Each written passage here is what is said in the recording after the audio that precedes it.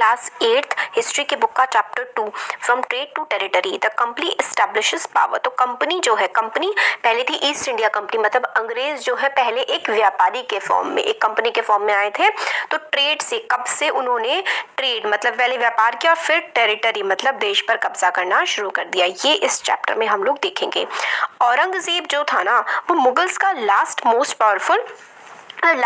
Powerful emperor था। जैसे कि हम लोगों ने क्लास 7th में पढ़ा था कि काफी सारे मुगल्स थे, उसमें से औरंगजेब के बाद जितने भी आए ना काफी ज्यादा कमजोर थे और उनकी चलती वलती तो थी नहीं। तो औरंगजेब लास्ट था जो कि मुगल्स में काफी पावरफुल था। उसने काफी बड़े एरिया पर अपना कंट्रोल जमा रखा था, ठीक है, जिसको आज हम इंडिया कहते हैं। काफी बड़े एरिया पे औरंगजेब ने अपना कंट्रोल कर रखा था।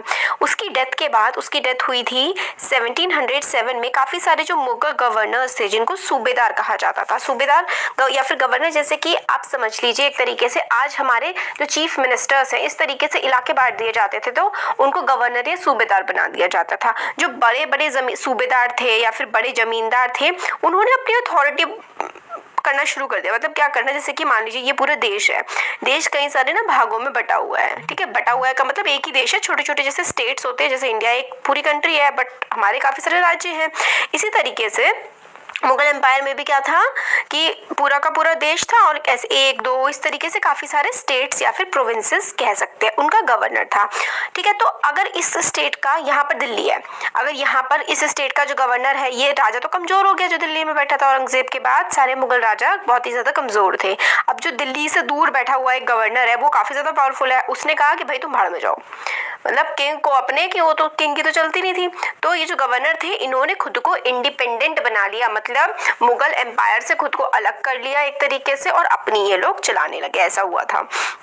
और जो छोटे मतलब बड़े जमींदार थे इलाकों के, उन्होंने भी अपनी अथॉरिटी एक्सर्ट कर दी कि भाई हम अब अपनी चलाएंगे, तुम्हारी नहीं सुनेंगे। As powerful regional kingdoms emerge, और जैसे कि रीजनल अलग अलग इलाकों में पावरफुल किंगडम्स एमर्ज हो रही थी इंडिया के काफी सारे पार्ट में, दिल्ली जो है ना वो इफेक्टिव सेंटर की तरह काम नहीं कर पा रहा था। जैसे कि जब मुगल्स थे तो दिल्ली जो था वो सबसे इफेक्टिव सेंटर था, बट जब बाकी दिल्ली के जो वो थे राजा वगैरह, जैसे मुगल शासक जो थे, कमजोर होने लगे थे औरंगजेब के बाद, फिर बाकी जो इलाके थे उन्होंने अपनी कि भाई हम ही राजा हैं, अब हम इस दिल्ली वाले की नहीं सुनेंगे, इस तरीके की कंडीशन आ गई थी।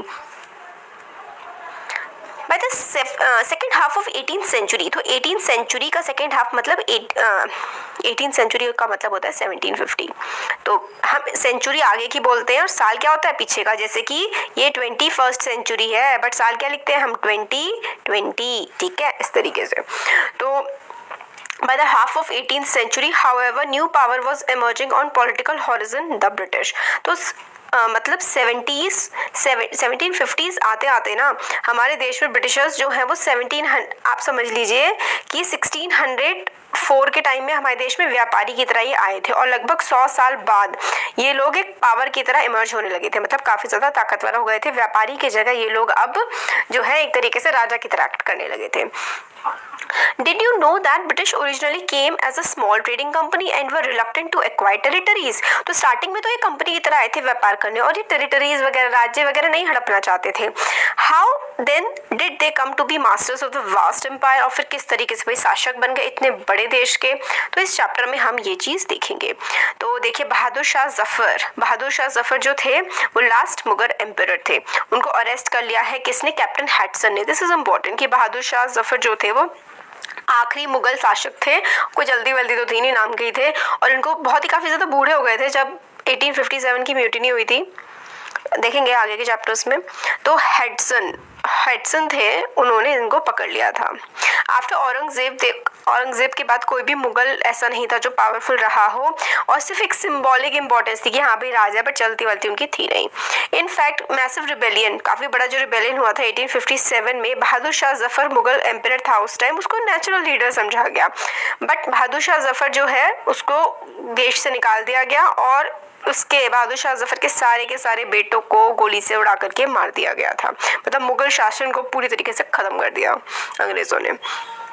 Roots to India in the 18th century. तो 18th सेंचुरी के टाइम पर पहले क्या होता था ना कि यहाँ से अरब से आते थे, और ये जो है ना ये यूरोप वाला रीजन, यूरोप को पता ही नहीं था कि इंडिया पे कैसे आना है। फिर 1498 के टाइम पे वास्को डिगामा इंडिया आया था। वास्को डिगामा एक पोर्टुगीज ट्रेवलर था, देखेंगे हम अभी इसमें। तो इन लोगों को ट्रेड रूट मिल गया था समुद्र से इस तरीके से आने का। तो ऐसे ये लोग आए थे सबसे पहले सूरत में नहीं आए थे, कैलीकट में आए थे, यहाँ पर केरला में। देखिए, इन 1600 east India company acquired a charter from the ruler of England queen Elizabeth I। तो ये देखिए, ये वाला क्वेश्चन ना केबीसी में 1 करोड़ में पूछा गया था, पता है आप लोगों को? जब मैंने वाला केबीसी का एपिसोड देखा तो मैंने कहा बताओ यार, तो 8th क्लास के सेकंड चैप्टर में मतलब इतना सिंपल सी चीज़ दी हुई है, 1 करोड़ के क्वेश्चन में पूछा गया था। 1600 के टाइम पे ईस्ट इंडिया कंपनी जो थी ना, उसने एक्वायर किया था चार्टर। चार्टर एक्वायर करने का मतलब होता है उन्होंने परमिशन ली थी कि भाई इंडिया में जो है हम लोग अपना ट्रेड करेंगे जा करके, और उस कंपनी का नाम था ईस्ट इंडिया कंपनी। ठीक है, तो उन्होंने, और कौन सी, ये पूछा गया था कि कौन सी क्वीन थी वो जिसने ये चार्टर दिया था, तो क्वीन एलिजाबेथ I। ठीक है, Queen very important, Queen Elizabeth I first मतलब ऐसी शासक थी, मतलब इन्होंने ही ईस्ट इंडिया कंपनी को इंडिया से व्यापार करने का हक दिया था। Granting it sole right to trade with India, मतलब और कोई कंपनी ब्रिटेन की ट्रेड नहीं कर सकती थी इंडिया के साथ, सिर्फ और सिर्फ ईस्ट इंडिया कंपनी कर सकती थी, कि मतलब कोई और इंग्लैंड के ग्रुप नहीं कर सकता ट्रेड इंडिया के साथ। इस चार्टर के साथ कंपनी जो है ना वो वेंचर करने लगी, मतलब ओशन के थ्रू आने लगी, और वो काफ़ी जो है सस्ते दामों पर चीज़ें खरीदती थी और महंगे दामों पर यूरोप में ले जा करके बेच देती थी। इससे कंपनी को कोई मतलब कंपटीशन का भी डर नहीं था, क्योंकि उसने चार्टर ले लिया था कि इंडिया के साथ तो सिर्फ और सिर्फ ईस्ट इंडिया कंपनी ही व्यापार कर सकती है, इंग्लैंड की कोई और कंपनी व्यापार नहीं कर सकती थी। तो इंग्लैंड की किसी कंपनी से उन्हें कोई भी डर नहीं था कंपटीशन का।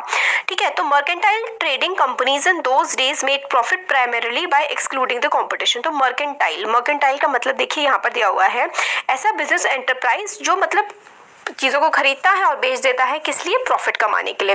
तो पहले मर्केंटाइल कंपनी मतलब कैसे प्रॉफिट कमाती थी? अपने कॉम्पिटिशंस को ख़त्म कर देती थी, जैसे कि इन्होंने कहा कि भाई हम ही ट्रेड करेंगे सिर्फ, और कोई ट्रेड नहीं करेगा ब्रिटेन का।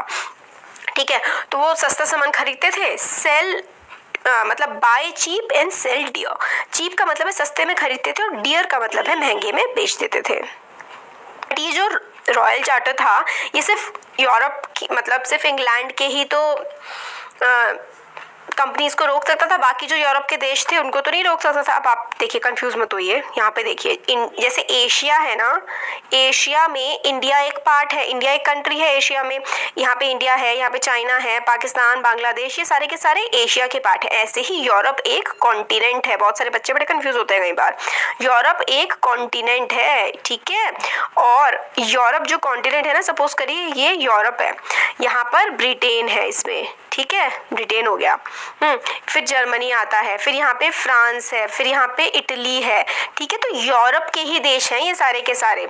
तो और इधर पोर्टुगीज है, इधर पोर्टुगल है, स्पेन है, ऐसे करके। तो देखिए, अब इन्होंने जो ईस्ट इंडिया कंपनी ने चार्टर लिया था ना, ईस्ट इंडिया कंपनी ने अपने देश की क्वीन से चार्टर लिया था कि और कोई कंपनी हमारे देश की ना आ सके। बट ये चार्टर यूरोप के बाकी देश जैसे कि फ्रांस हो गया, फ्रांस, पोर्टुगल, स्पेन, बाकी सबको तो ये नहीं रोक सकता था, तो इनको बाकी सबसे तो कंपटीशन करना पड़ता था। तो रॉयल चार्टर प्रिवेंट नहीं कर सकता था बाकी यूरोपियन पावर्स को ईस्टर्न मार्केट में एंटर करने से। By the time first east India, मतलब ईस्ट इंडिया जो शिप थी, इंग्लिश शिप का मतलब है ब्रिटेन। हम लोग जो ब्रिटेन के लोगों को इंग्लिश बोलते हैं, ठीक है। तो इंग्लिश शिप जब इंडिया पहुंचे थे, अफ्रीका के through Cape of Good Hope से होते हुए इंडियन ओशन में, पोर्टुगीज जो है ऑलरेडी इंडिया में आ चुके थे, गोवा में बेस बना चुके थे। पोर्टुगीज 1498 के टाइम पर आ चुके थे, और ये लोग तो काफ़ी ज़्यादा लेट आए थे। ब्रिटिशर्स तो 1600 के टाइम में, मतलब 1600 के टाइम में। यहाँ पर देखिए कि पोर्टुगीज़ जो थे, वास्को डिगामा पोर्टुगीज़ एक्सप्लोरर थे। एक्सप्लोरर का मतलब है खोज करते रहते थे। तो ये लोग तो काफ़ी ज़्यादा पहले आ चुके थे 1498 में। ब्रिटिश तो पोर्टुगीज़ से 100 साल के बाद आए थे 1600 के टाइम पे। उससे पहले पोर्टुगीज़ और डच नेदरलैंड जो कंट्री है यूरोप की एक, वहाँ के लोगों को डच बोलते हैं हम लोग। तो जो डच हैं वो डच हो गए, पोर्टुगीज हो गए, वो तो ब्रिटिश लोगों से 100 साल पहले आ चुके थे और यहाँ पे ट्रेडिंग कर रहे थे। और फिर जब ब्रिटिश आए उसके बाद जो है फ्रेंच लोग भी यहाँ पर आ गए थे। प्रॉब्लम ये थी कि सारी की सारी कंपनीज को, मतलब जो चाहे पोर्टुगीज की हो, चाहे ब्रिटिश हो, चाहे डच हो, चाहे फ्रेंच हो, इन सबको एक ही तरीके की चीज़ें खरीदनी होती थी, मसाले, कॉटन और सिल्क। क्या क्या खरीदना होता था? कॉटन इंडिया का सिल्क और इंडिया के स्पाइसेस का मार्केट बहुत ज़्यादा था उस टाइम पर पूरी दुनिया में। कॉटन सिल्क का मार्केट था यूरोप में। फिर पेपर, क्लोव, कार्डमम, सिनेमम, ये जो है ये भी काफ़ी ज़्यादा हाई डिमांड में थे। ये सब क्या है? ये सब स्पाइसेस हैं। तो कंपटीशन जो था यूरोपियन कंपनीज के बीच में, इसकी वजह से प्राइजेस जो है ना गुड्स के बढ़ रहे थे। मतलब इंडिया से अब महंगा मिलने लगा था क्योंकि लोगों के बीच में काफ़ी ज़्यादा कॉम्पिटिशन हो रहा था। इसकी वजह से जो प्रॉफिट हो रहे थे वो कम हो रहे थे।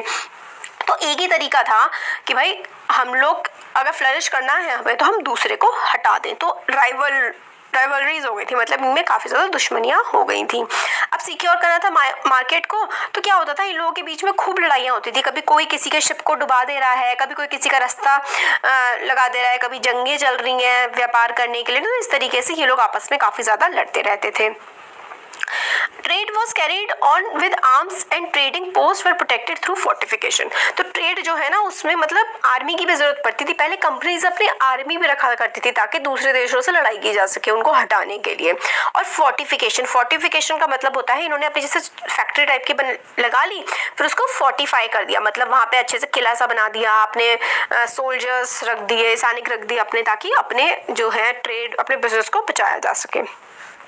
This effort to fortify settlement and carry on profitable trade also led to increased conflict with local rulers. अब पहले तो ये अपने आप में लड़ रहे थे, बट फिर जब इन लोगों ने फोर्टिफिकेशन करना शुरू किया ना, मतलब अपने किले वगैरह बनाना शुरू किया, तो जो लोकल राजा थे ये लोग सोचने लगे अरे यार मतलब ये हमारे इलाके में किले बना रहे हैं, हमारे इलाके में अपनी सेना घुमा रहे हैं, तो ये चीज़ तो बिल्कुल सही नहीं है। तो पहले तो ये लोग अपने आप में भी लड़ रहे थे, फिर उसके बाद ये इंडिया के जो लोकल रूलर्स थे ना उनको भी इनकी हरकतें पसंद नहीं आ रही थी, तो वहाँ भी दिक्कतें आने लगी।